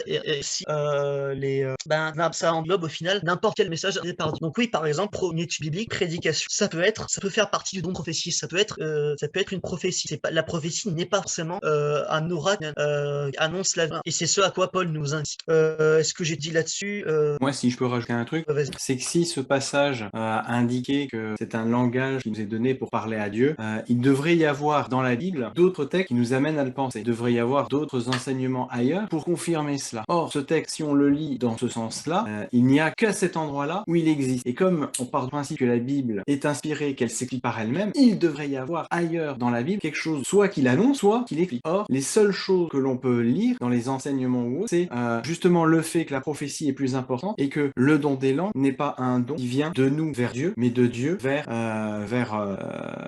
nous, dans le but d'éducation vision du plus grand nombre. Et c'est ce que Paul essaye justement d'expliquer. Et vu qu'il n'y a pas d'explication sur ce verset précis dans toute la Bible, et qu'au contraire, Paul donne un éclaircissement différent après, eh bien, on peut comprendre que ce texte ne peut pas être utilisé comme notamment les pentecôtistes essayent de l'utiliser. C'est ça, voilà. Et en plus, on remarque qu'on sort du contexte puisque ça ne cite pas le verset d'avant. Et quand on cite les versets d'avant et qu'on voit le verset d'après, on voit que c'est un argument que Paul justement donne en faveur de la donc en faveur de la prophétie. Alors, ce qu'il faut se rendre compte aussi, c'est que Paul ici n'est pas en train de condamner le don des langues. Il n'est pas en train de le condamner et dire voilà, vous possédez. C'est pas ça ce que Paul dit. Mais Paul explique que oui, c'est bien même, mais qu'on préfère mieux finalement en cherchant à édifier les autres en plus de nous-mêmes. Voilà. Sonia, quand tu édifies les autres, par un enseignement, tu édifies les prédications, tu édifies les autres. Ça, le don, ça peut englober ça. Donc, alors les amis, je viens juste rajouter une notion. J'ai oublié. Je suis désolé, j'ai oublié de vous en parler juste avant. C'est pas hyper important, mais c'est sur la langue des anges. Je vous parlerai pour la langue des anges, parce que la langue des anges, on va dire depuis le réveil d'Azusa Street, qui a mené justement à cette interprétation charismatique finalement d'une langue incompréhensible. On s'imagine que la langue des anges, dans la mentalité chrétienne juive, c'est forcément des langues incompréhensibles. Pas du tout. Si on regarde, alors je vous enverrai des articles que j'ai pas développé ça énormément ce soir, mais la langue des anges, qu'est-ce que c'était dans la tradition juive? Eh ben, la majorité des considéraient que la langue primordiale est l'hébreu, et que par conséquent la langue de Dieu et des anges c'était l'hébreu. Donc finalement, la langue des anges, dans la tradition juive, ça serait plutôt l'hébreu, pas une langue incompréhensible. Alors oui, il y a eu des gens qui considéraient que la langue des anges devait être une langue incompréhensible. C'est possible, hein, je dis pas que c'est impossible, mais c'est à nuancer. Et finalement, la langue des anges, ça ne renvoie pas forcément à de la glossolalie. Et surtout, c'est que la Bible, si c'est présent dans la tradition, il n'y a rien qui est présent dans la Bible. Voilà, c'est ça. Donc, mais c'était juste une petite parenthèse finalement dans la mentalité juive, parce que Paul, quand il écrit aussi l'hébreu, hein, Eric, pas l'araméen. Et non, parce que Paul, quand il écrit aussi, il a un arrière-plan voilà, un arrière-plan culturel et savoir aussi se dire par des anges. Et par exemple, cette notion de langue des anges, il y a l'hébreu, vous le retrouvez dans le livre des Jubilés. Il y a un livre apocryphe que seuls les orthodoxes, je crois, ont gardé dans leur canon. Voilà. Donc voilà, petite parenthèse, hein, on revient sur le 1 Corinthiens 14. Donc maintenant, on va voir si quelqu'un peut lire vers tout le verset 5 et 6. Okay. Je veux bien. Je souhaite que vous parliez tous des langues, mais surtout que vous prophétisiez, car celui qui prophétise est plus grand que celui qui parle des langues, à moins qu'il ne les interprète, afin que l'Église en reçoive de l'édification. Maintenant, frères, si je venais parmi vous en parlant des langues, à quoi vous serais-je utile? Si je vous adressais des paroles de révélation ou de science ou de prophétie ou de doctrine. Bon, j'ai lu Osterwald. Ouais, mais là c'est très clair au verset 5. Alors verset 5, ça dit absolument pas que parleront en langue, hein, pas ça, parce que Paul nous parle grossièrement de son envie, et il aimerait bien, oui, qu'il parle de son langue, voilà, mais dis pas qu'on parlera tous en langue, par exemple, c'est pas ça. Là, il parle juste de son ressenti, de son désir personnel. Surtout qu'il désire encore plus il désire encore plus finalement que nous prophétisions, voilà. Donc encore une fois, il met en avant plus la prophétie que le don des langues. Et là, il y a une notion très importante à comprendre, c'est que il dit clairement, hein, celui qui prophétise est plus grand que celui qui parle en langue, à moins que ce dernier n'interprète, que l'Église en reçoive l'éducation. Voilà. Et là, c'est très important parce que si vous regardez le nom de vidéos, par exemple de M6, où ça parle en langue, dans lesquelles j'ai été édifié, je n'ai rien compris, mais j'ai été édifié, et ben là, vous pouvez ces personnes les traiter presque d'homme en lisant Paul, parce que Paul, il dit très clairement pas dire que, et il revient ça encore plus tard, en expliquant que finalement, on ne peut pas être édifié si on ne comprend pas, si l'assemblée ne peut pas être édifiée par une langue qu'elle parle. Et c'est pour ça que Paul, clairement, que prophétise au-dessus de celui qui parle en langue, sauf si la langue, elle est interprétée. Et donc si elle est compréhensible par l'assemblée. Voilà. Donc finalement, le don de prophétie est au-dessus du don des langues, sauf si ce dernier est interprété. Donc on ne peut pas être édifié par quelque chose qu'on ne comprend pas. Alors attention, je ne dis pas que dans la parole, vous saisir, comprendre jusqu'au grand détail, hein, on peut ne pas comprendre, clair, mais que ça soit dans une parole accessible à tout le monde. Voilà. Et voilà, ça c'est quelque chose de fondamental à comprendre. Et là, on peut faire un reproche presque à les assemblées où on verra ça tard. Paul revient dessus sur cette notion finalement d'interprétation, que finalement le don des langues en assemblée ne vaut la peine, le don des langues ne vaut la peine d'être pratiqué en assemblée que s'il y a des gens interprétés et finalement édifier l'assemblée. En fait, Paul nous fait comprendre que l'interprétation des langues et le don des langues, le don de parler les langues, le don de les interpréter, c'est des dons qui doivent aller de pair pour édifier l'assemblée. Parce que si l'assemblée ne comprend pas, elle ne peut pas être édifiée. Donc quand vous verrez des gens dire oui, j'ai été édifié par tes paroles, je ne comprends pas, cette personne dire Paul n'est pas d'accord avec. Voilà. Verset 7. Verset 7, je vais vous lire verset 7 et 9. Si les objets animés, donc là c'est une image que Paul va utiliser pour illustrer. Si les objets inanimés qui rendent un son comme une harpe ne rendent pas des sons distincts, comment reconnaître sur la harpe? Ici la tête se préparera de même par la langue n'est pas une parole distincte. Comment orateur parlerait? Là Paul, c'est une image qu'il utilise pour illustrer le pot qu'il vient de le dire juste avant. Ouais, on reviendra dessus, c'est au verset 10.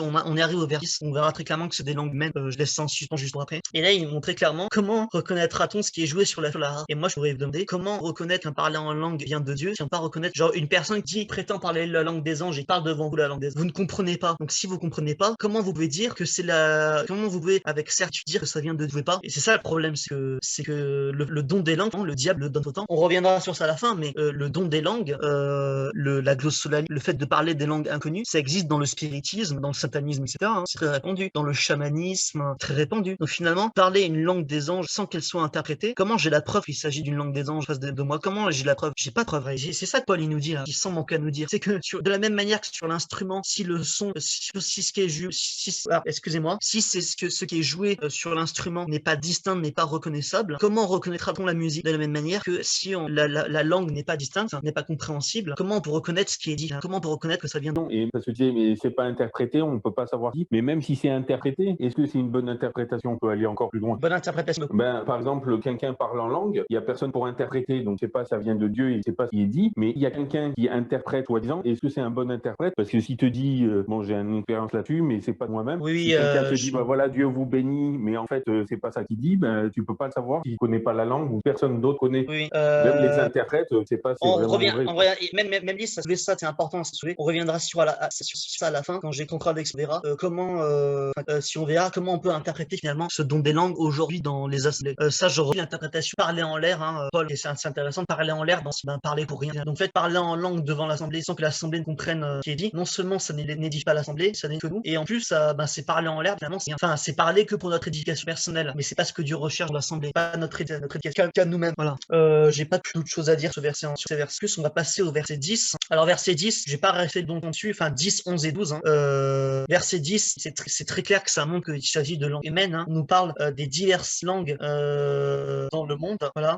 Il nous dit que aucune de ces langues est intelligible, sous-entendu pour le monde. Il y a personne qui compte les langues du monde. Donc ces langues sont finalement chacune inintelligible pour quelqu'un. Le français sera forcément inintelligible pour quelqu'un sur Terre. De la même manière que l'hindou, je pense que c'est inintelligible pour la part d'entre nous ici. Et après, il est très clairement que dans les assemblées, en cas, sans connaître le sens de la langue, finalement, encore une fois, c'est parler en l'air. C'est parler en l'air qu'on sera un barbare pour l'autre un barbare. C'est au verset 11 que c'est marqué. Et là, verset 12 qui est vraiment presque le résumé de tout ce que nous avons vu ensemble. Je vais vous le lire. De même, vous, puisque vous aspirez aux dons spirituels, que ce soit pour l'éducation de l'Église, que vous cherchez à en posséder abondamment. Là, il est très clair, Paul. Paul, il explique que le don, on ne doit pas aller pour notre éducation personnelle à nous, mais on doit les pour l'éducation. Donc non seulement de nous, mais aussi de l'Église. Et ça, c'est vraiment le fondement c'est presque la définition du don presque de son Paul, en fait. Dans la version Summer, c'est bien dit. Vous donc, puisque vous aspirez si ardemment aux manifestations de l'Esprit, recherchez avant tout à posséder en abondance celles qui contribuent à faire grandir l'Église dans la foi. Ouais, c'est ça, exactement ça. L'éducation de toute l'Église. Donc, et c'est ça, la foi, mon pasteur disait que la foi, c'est un jeu d'équipe. Et c'est ça, en fait. La foi, c'est pas quelque chose que juste moi, je vis dans mon coin, je prie avec ma parler en langue chaque soir et je me moque des autres. J'ai juste Dieu, l'aide-moi. Non, c'est pas ça. En cas, les premiers chrétiens ne vivaient pas ça comme ça. La foi, c'est quoi que en communauté. Alors, certes, Paul nous appelle pas à être des mous qui suivons bêtement nos pasteurs. Non, sinon, ça serait de l'endoctrinement ou comme dans des sectes. Non, pas ça que Paul dit. Mais ce n'est pas non plus un individualisme exacerbé comme on le retrouve très souvent dans des communautés évangéliques où je me moque finalement de la vie des autres. Seul ma et puis de toute façon, j'ai ma Bible, Dieu et mon parle en langue. Non, c'est pas comme ça que vivaient les premiers chrétiens. Donc voilà. Donc voilà, verset 12, c'est un peu la base. Si franchement, dans tout le verset 14, si vous deviez retenir un verset, ça serait le verset 12. Honnêtement, le verset 12 qui est vraiment extrêmement important pour nous aider à Paul. Verset 13, 14. Alors j'ai un peu la voix qui commence à me tirer. Si quelqu'un peut lire du verset 13 au verset 19, s'il vous plaît. Voilà. Alors attends juste, j'arrive pas à me... voilà. Oui, tu peux le lire. Attends juste, ouais, vas-y. De verset 13 à 19. Que je parle en langue, afin que mon esprit, mais mon intelligence. Quoi donc, je prierai en esprit, je chanterai en esprit, je serai au jardin, haute béni en esprit. Comment celui qui est simple grâce, amen, à ton acte, il ne sait pas toi. Il est vrai, quand Zach me trace, et que mes langues n'en est pas. Et je rends grâce à Dieu, je parle en plus que vous. Mais dans l'église, j'aime mieux mon parole, afin d'être que d'une parole en langue. Donc là, c'est encore plus clair, c'est vraiment, là, c'est bien plus clair, et Paul, il réexplique verset 13 de façon très claire, le don des langues dans les assemblées, il ne doit pas aller sans le don d'interprète, voilà. Et là, on va prendre un verset, aussi sorti hors contexte, on va prendre un verset, un passage qui est très soutenu hors texte, c'est le verset 14, car si je prie en langue, mon esprit est en guerre, demeure. Et ce passage est très souvent utilisé pour dire, regardez, Paul dit que parler en langue, voilà, évidemment, s'abandonner à Dieu, son intelligence, il faut la laisser, ne pas réfléchir, vraiment, on n'a plus de cerveau, on abandonne notre intelligence, il faut remettre à main. C'est le problème, c'est quand on lit le passage, le quart, verset 14, bon, encore une fois, ça, c'est un argument, justement, pour dire que, et quand, avec le verset 15, c'est justement un argument pour dire, faut finalement, amener le don des langues, qu'il faut lier le don des langues, don d'interprétation. Parce que on va voir ça avec le verset 15, qui est encore plus clair là-dessus. Mais un petit point sur lequel j'aimerais vous attirer votre attention. Parle d'intelligence stérile, intelligence sans au verset 14. Le verbe littéralement, enfin le mot ici littéralement, ça veut dire sans littéralement. Mais sans fruit, une intelligence sans fruit, est-ce que ça veut dire une intelligence inexistante? Non, pas du tout. Et donc ceux qui vous disent oui, mais mettre de côté notre intelligence pour parler en langue, il y a rien de rationnel là-dedans. Ils mettent de côté notre intelligence, il faut jeter. Pour moi, non. Car là, ce passage n'est pas intelligence, c'est des morts parlant en langue. Elle est dit qu'elle est stérile, qu'elle ne produit pas de fruits. Et les fruits, pour moi, après c'est ma prétation. Mais les fruits, pour moi, c'est vraiment l'édification de la communauté, l'édification, puisque c'est par l'intelligence les autres comprennent les paroles que nous leur apportons en langue. Et donc c'est ça les fruits, c'est-à-dire que parler en langue, ce n'est pas ne plus avoir de cerveau, mettre de côté notre intelligence, mais c'est finalement s'il n'y a pas d'interprétation derrière, finalement, c'est des langues qui ne portent pas de fruits, donc qui finalement n'édifient pas la communauté, qui n'apportent pas de paroles compréhensibles. C'est ça les fruits en fait, les paroles compréhensibles qui édifient les autres. Ça c'est mon avis après. Voilà. Et là, verset 15 qui est très important, qui est très très important. Et là je vais démasquer guillemets, vous expliquer comment certains essaient de détourner ce passage pour lui faire dire ce qu'il ne dit pas. Verset 15, que faire donc, ou alors que devrais-je faire? Je devrais me traduire de façon plus dynamique, plus simple. Donc que devrais-je faire? Là Paul il dit, mon intelligence elle est stérile quand je parle uniquement en langue devant l'assemblée. Mais alors qu'est-ce que je devrais faire? Et là Paul il dit, je prierai par l'esprit, mais je prierai aussi avec ma intelligence. Je répète, je prierai par l'esprit, je prierai aussi avec mon intelligence. Je chanterai par l'esprit, mais je chanterai aussi avec l'intelligence. Et ce passage il est magnifique. Voilà. Le verset 15 il est très important parce que finalement Paul il nous dit, mais qu'est-ce qu'on va faire finalement? Au lieu de parler juste en langue, qu'est-ce qu'on peut faire? Et là Paul il nous dit très clairement, non seulement il faut prier par l'esprit, donc prier par l'esprit c'est prier avec notre esprit, avoir notre esprit en communion avec Dieu, ou alors ça peut être, deuxième interprétation, de prier sous l'influence du Saint-Esprit ou inspiré par cet esprit. Et Paul nous invite à être l'influence du Saint-Esprit, à prier sous le Saint-Esprit, mais aussi à prier avec notre intelligence. Les deux vont de pair, il nous appelle à faire les deux. Alors maintenant je vais vous parler d'une entourloupe que la dernière fois je regardais une vidéo de Joel Spinks qui est un pasteur pentecôtiste sur EMCT, et alors j'ai trouvé l'explication, parce que cette explication mais assez mal, en tout cas la préparer la langue est assez... là Paul il nous dit très clairement de prier pas seulement en esprit mais aussi en intelligence. Et là ça met on va dire un sacré coup on va dire en fait dire que mais moi je prie seulement avec mes intelligences, je m'en moque. Paul il semble dire le contraire en cas là, pour moi c'est très clair que, et là l'entourloupe fait dire que, mais en fait regardez le don des langues c'est non, la prière en langue, parce qu'une fois Joel Spink c'est lui, mais peut-être que d'autres interprétations, mais lui il va vous dire que en fait il faut dissocier le don des langues et la prière en langue ne serait pas pareil.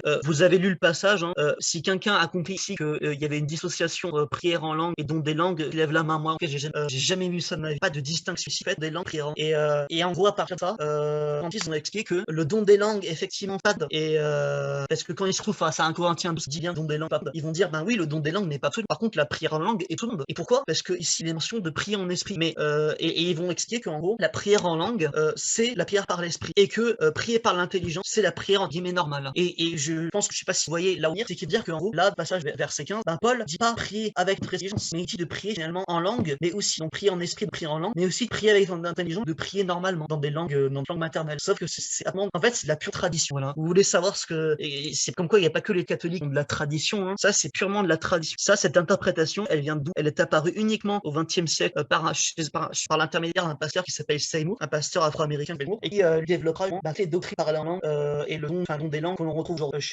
Toutes ces interprétations sont des traditions qui se basent sur l'interprétation d'un pasteur afro-américain du XXe siècle, 19e, 20e siècle. Voilà. Et là, dans ce passage, et dans aucun passage de la Bible, il est dit que, après peut-être que je suis fou et que j'ai mal compris, mais dans aucun passage de la Bible, certainement pas ce passage, il n'est jamais dit que prier en esprit, c'est uniquement parler en langue. À aucun moment il est dit ça.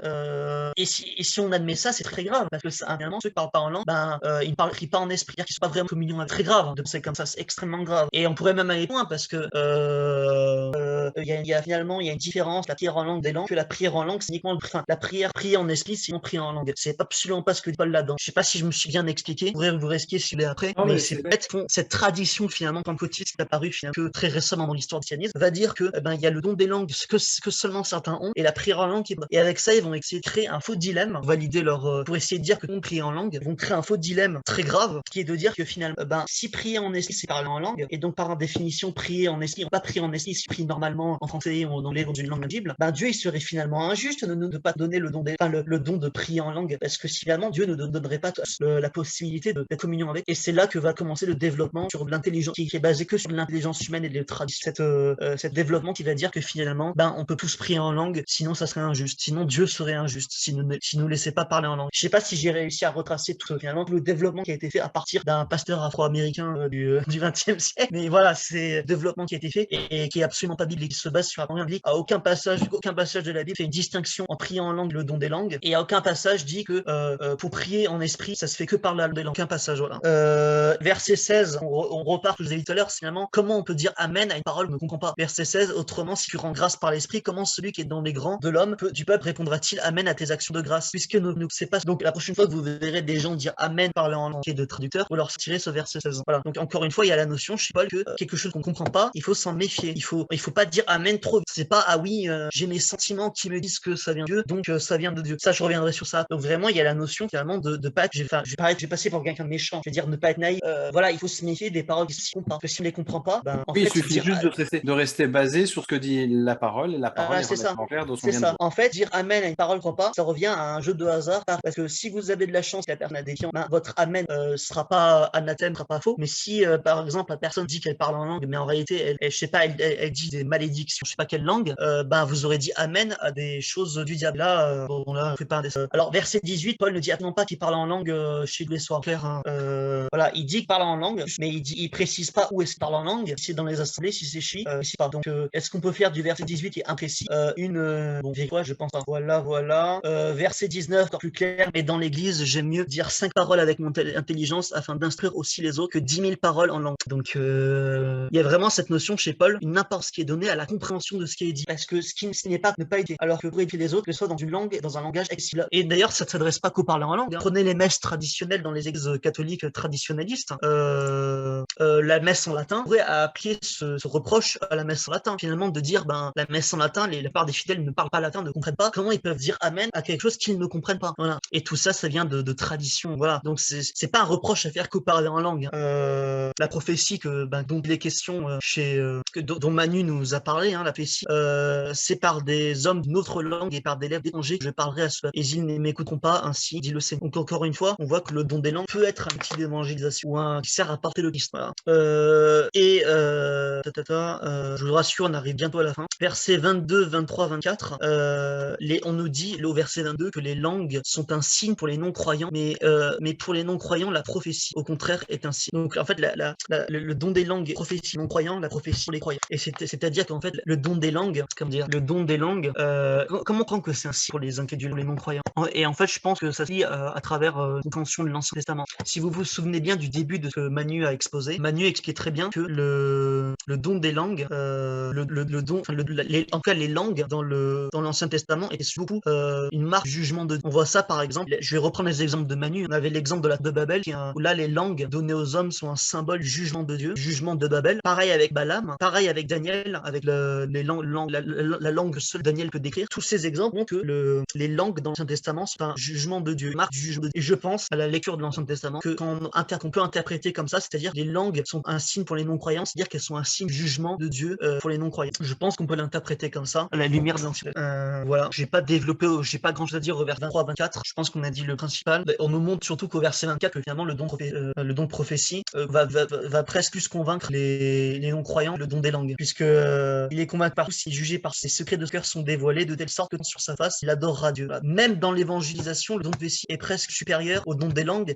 sauf si bien sûr le don des langues est traduit, évidemment, sauf s'il y a une interprétation. Donc là, versets 26, 27, 29, 30, je vais pas les lire, mais en gros, lire si vous voulez, hein, gros Paul est très bien que, en fait, c'est ce qu'on vient de dire avant, c'est-à-dire l'éducation, il faut que quand quelqu'un parle en langue, encore une fois, Paul n'interdit pas de parler en langue, mais il contrôle ça, il va essayer que ça soit pas l'anarchie, et que finalement, oui, on peut parler en langue, mais dans l'assemblée, mais il faut qu'il y ait une interprétation des autres, c'est pour que tout le monde soit traité, et pas seulement celui qui parle en langue. Et encore une fois, verset 32 aussi, ça j'ai pas trop évoqué, mais verset 32, 33, 4, 35, 36, on a la notion d'éprouver le don. Donc finalement, de la même manière, éprouver les prophètes, les dons prophéties, il faut éprouver le don des langues, parce que tous les langues ne viennent pas de Dieu. Comme je vous ai expliqué, le spiritisme, le chaman adore le don des langues, mais ce don des langues ne vient pas de Dieu. Voilà. Que vous voyez, déjà, il faut souligner le danger que peut avoir le don des langues si mal maîtrisé, puisque non seulement ça peut faire fuir les gens de l'église, certains de l'église ça peut les faire fuir, puisqu'ils vont le considérer comme un barbare, hein, je reprends les mots de Paul, mais en plus appeler finalement à laisser son discernement et son intelligence de côté pour s'abandonner totalement à Dieu, ben, c'est bien de s'abandonner à Dieu, mais c'est aussi une porte vers le diable. Je pense que entrer en transe et bouger dans tous les sens et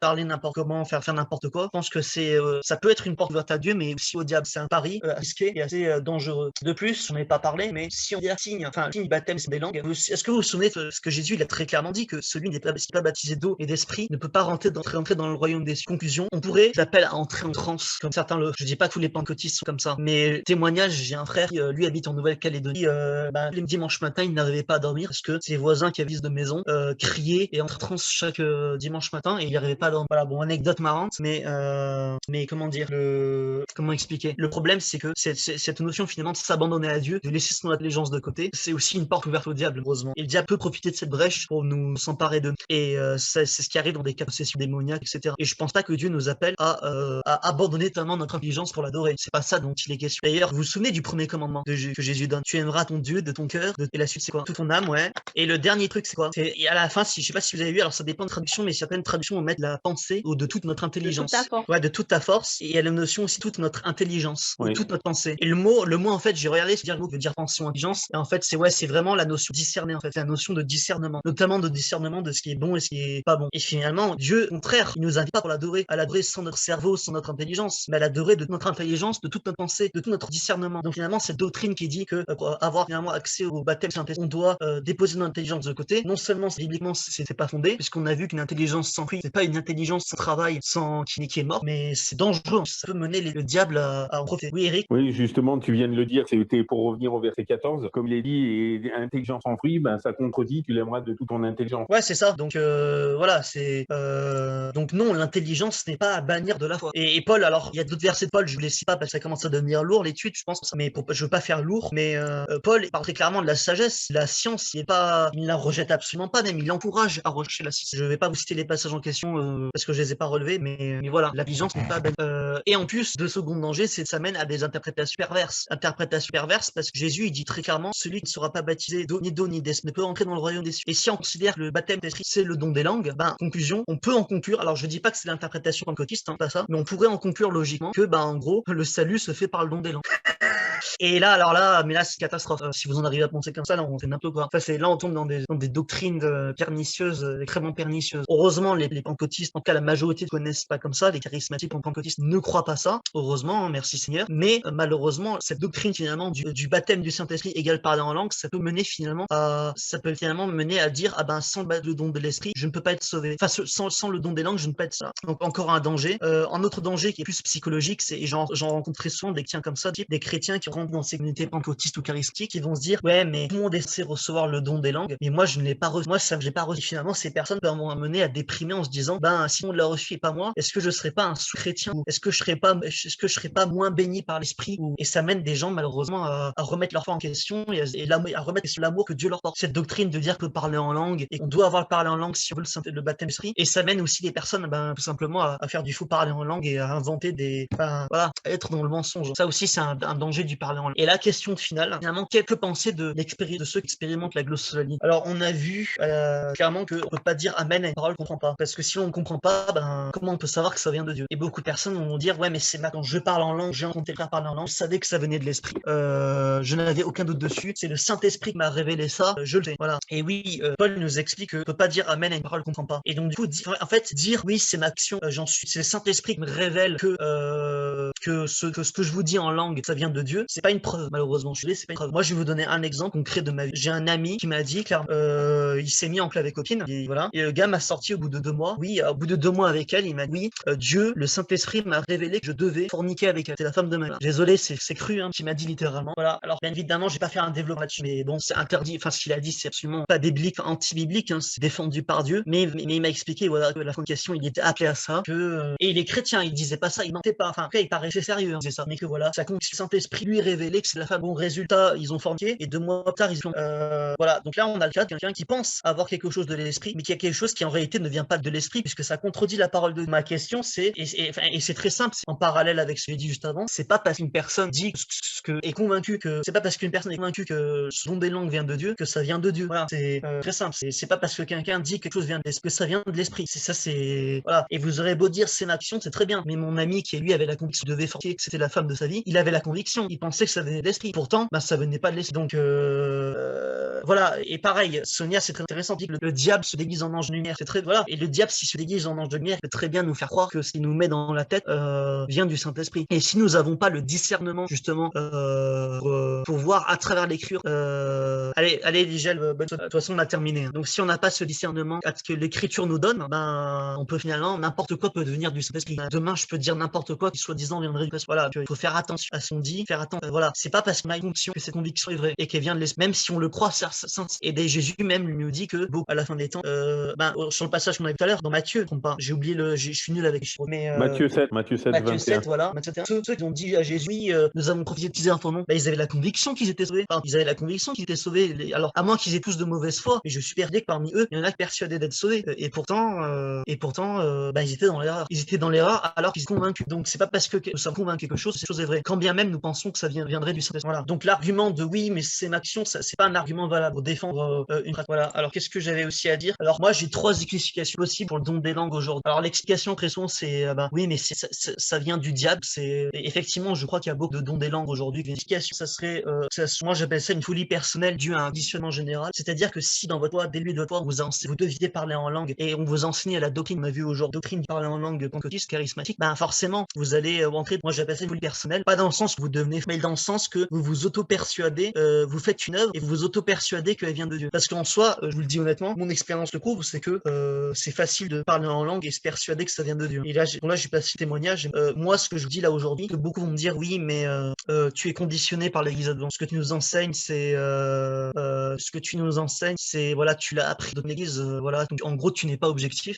Bon, moi, le parler en langue, je l'ai découvert absolument pas. Enfin, d'ailleurs, j'ai jamais lu de document officiel sur des livres sur le parler en langue adventiste même si je sais que l'Église enseigne ça, je m'y suis jamais vraiment penché. Le parler en langue, je l'ai découvert, justement avec les communautés. Et oui, c'est vrai que ça m'est arrivé de parler en langue comme dans mon coin, dans ma chambre, enfin dans mon coin, pas en assemblée, mais dans mon coin. Mais je me suis rendu compte, en fait, à mesure de la que ça venait pas de l'esprit, même si je le pensais, je pensais que ça venait de l'esprit. Et je me suis rendu compte que finalement ça venait que de moi, que c'est une œuvre purement humaine, venait de moi, de ma folie, d'un conditionnement que j'avais reçu de certains, et que ce conditionnement me menait à pratiquer quelque chose qui venait ni de l'esprit et qui ne venait pas de l'esprit, et qui en plus ne m'apportait pas réellement de choses. Enfin, en tout cas, du moins, ça me donnait l'impression que ça m'édifiait, et à la fin, je disais, mais en réalité, qu'est-ce que ça m'apportait? Et en réalité, ça m'a rien apporté derrière. Donc voilà, c'est ça, on est des éponges émotionnelles, pas se laisser avoir par ça. C'est-à-dire que voilà, moi aussi, ça m'est arrivé de pratiquer le parler en langue tel qu'écrit par les pentecôtistes, mais je me suis rendu compte avec la Bible, au fur et à mesure du temps, que ça venait que de moi, que d'un conditionnement que j'avais reçu, et absolument pas de Dieu. Voilà. Et ça, c'est en disant la Bible que je me suis rendu compte. Voilà, ça, c'était le moment de témoignage et émotion.